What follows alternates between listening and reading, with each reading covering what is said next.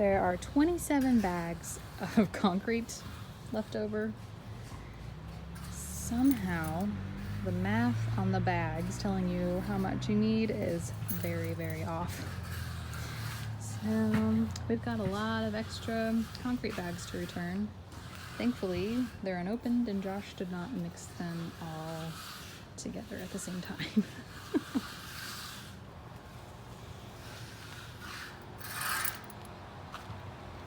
He's gonna do one final pass on it right now. And he's gonna do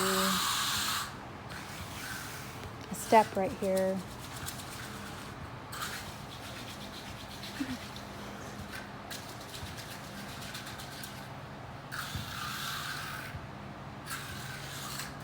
We're framing a step here. So thankfully he's got some concrete left over. Having this door here is going to be lovely. So nice. Instant access to the backyard. And just a few steps over to the shed.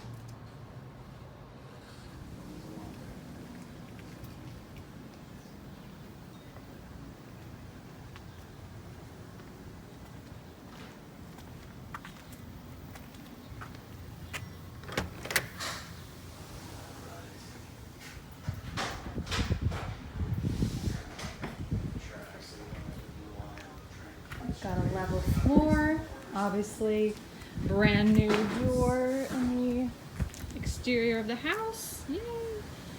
Josh did a beautiful step. Seriously, he's just good at everything he does.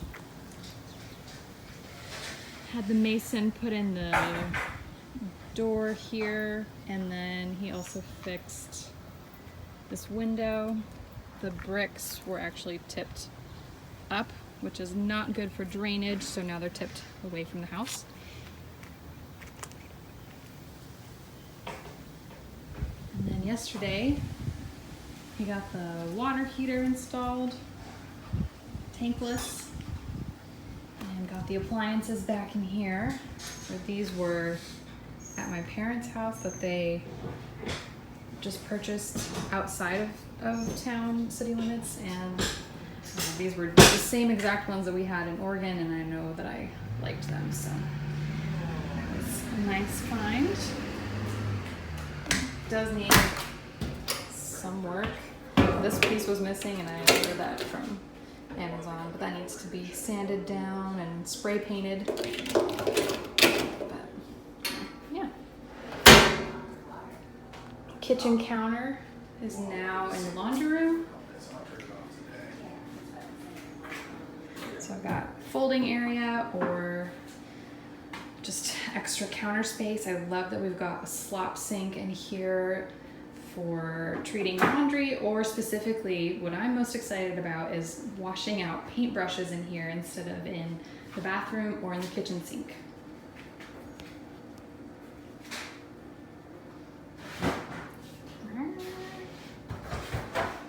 Still unsure what we're gonna do here, because eventually I would like to get a front loader washer dryer, but they're taller, and therefore if we did like a shallow shelf here, it would be hard to reach anything shallow cabinets.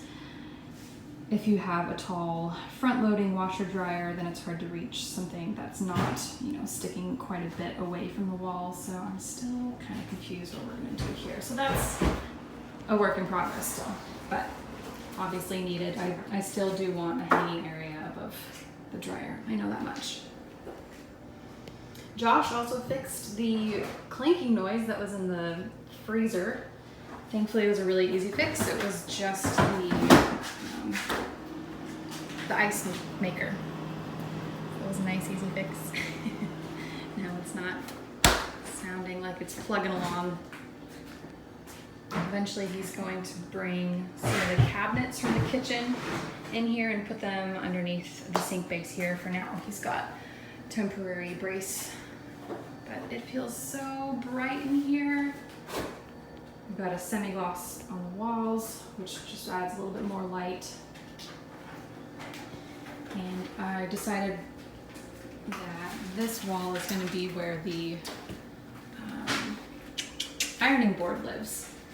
That way it's not going to get bumped off of this pretty narrow walkway, especially this high traffic area right here. So that's where, this is where the ironing board is going to live. And then here, I think that we'll build a bench, but I don't want to have it built in because if we ever need to bring anything through this walkway, I don't want it too narrow here like they had before with the closet. So I don't want to add that bottleneck area zone again. So I think we'll just have a bench that can be removed here and then probably put coats and like hooks up here as well as an area for keys. And then probably have a bunch of shelves on this wall for pantry because this pantry is going to be eliminated once we redo the entire kitchen. So he's got the master bedroom emptied out now, well, mostly, and he has that closet walled off. And as plans are always changing, I think that we've got a completely different plan for the bathroom than we had in the last video. So I'm not gonna reveal that quite yet. You're just gonna have to stay tuned to the next one and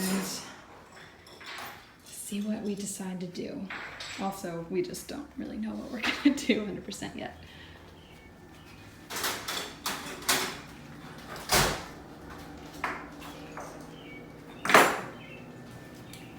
Hey you. Hey! What's happening? I don't know. What's going on with you? Just organizing stuff, things. Well, there's no leaks in the plumbing, so that's exciting. Hooray! Wanted to make sure that was good before we took off for a week. Yeah.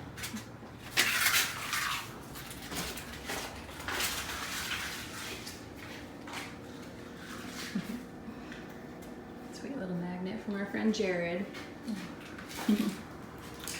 Yes. It's just amazing.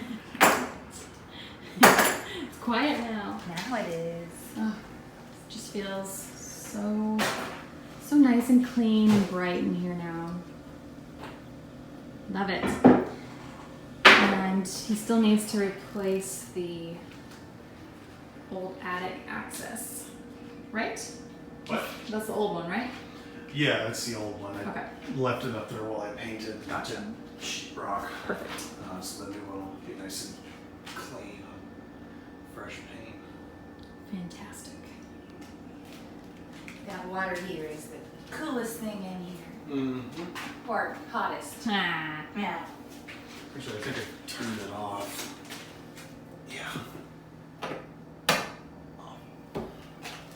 So, How long did it take for the water to heat up? 10, 15 seconds. Not too bad. Pretty crazy. But that was right when it started, so once it's running and heats the pipes, there's still a lot of copper in the house, and copper's going to retain heat better than PEX will.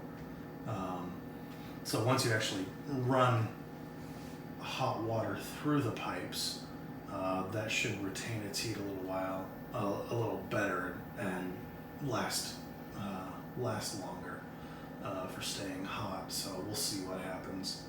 We might be able to get it down under 10 seconds for hot water, but I mean, you compare that to what Grandma and Grandpa's generation had. They'd probably kill for hot water in 10 seconds. Yeah. So it's nothing to They had complain. to boil it. Yeah, nothing to complain about. That's for sure. Love it. Nice.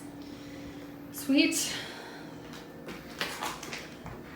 We're gonna do tile in here and do a float coat. Is that what it's called, honey?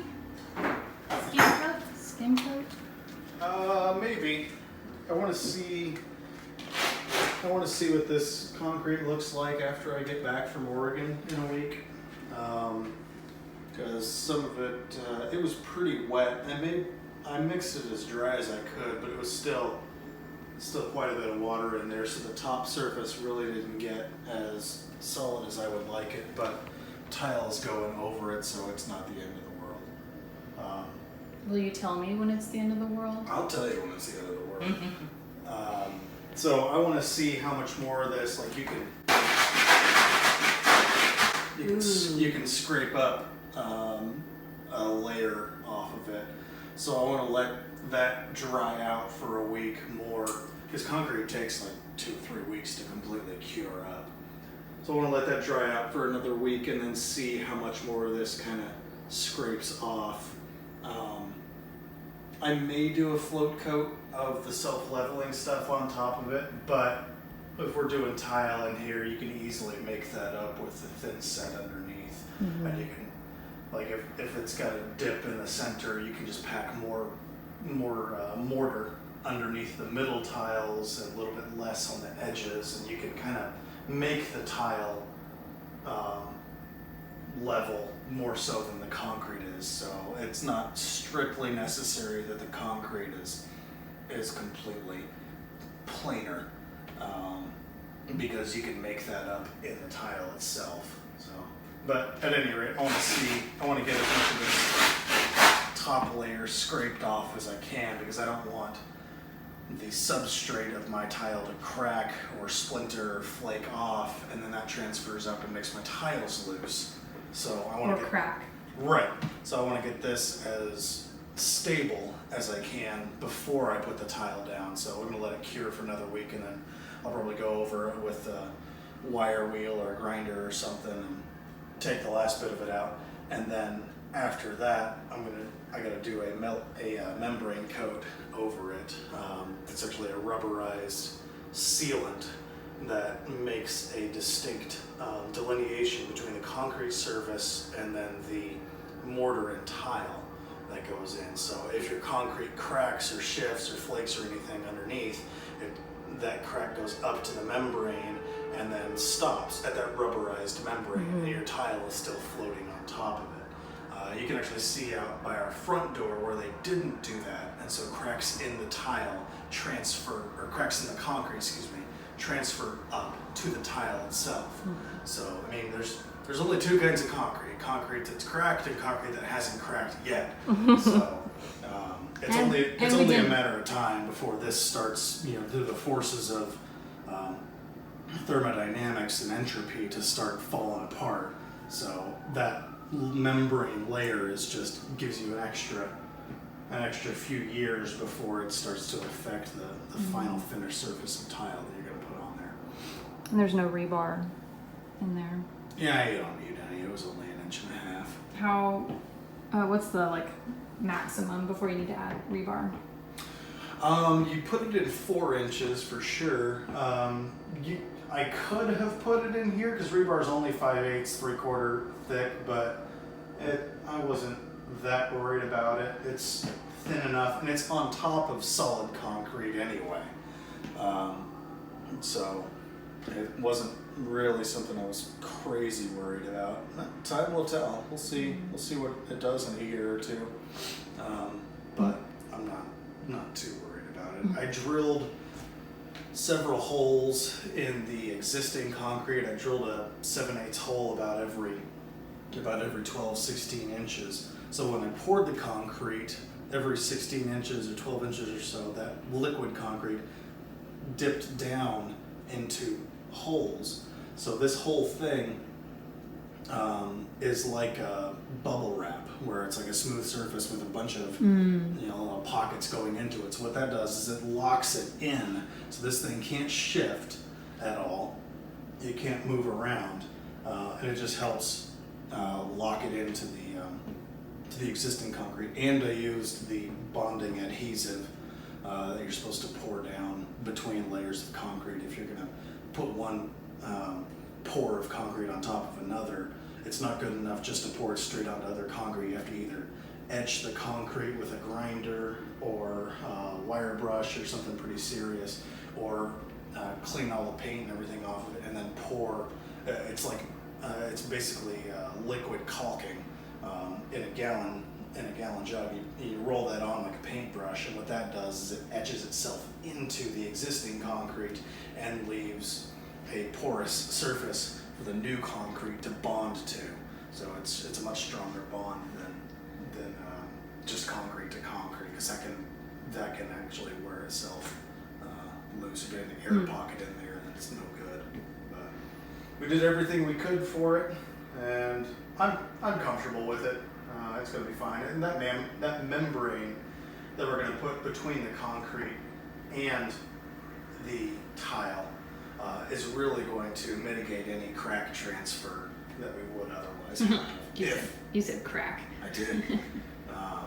So that'll really help any transfer that could happen. I don't think cracks are going to form in this, not for a long time anyway.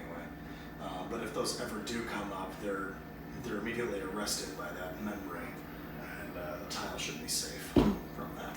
Should be good. Somebody.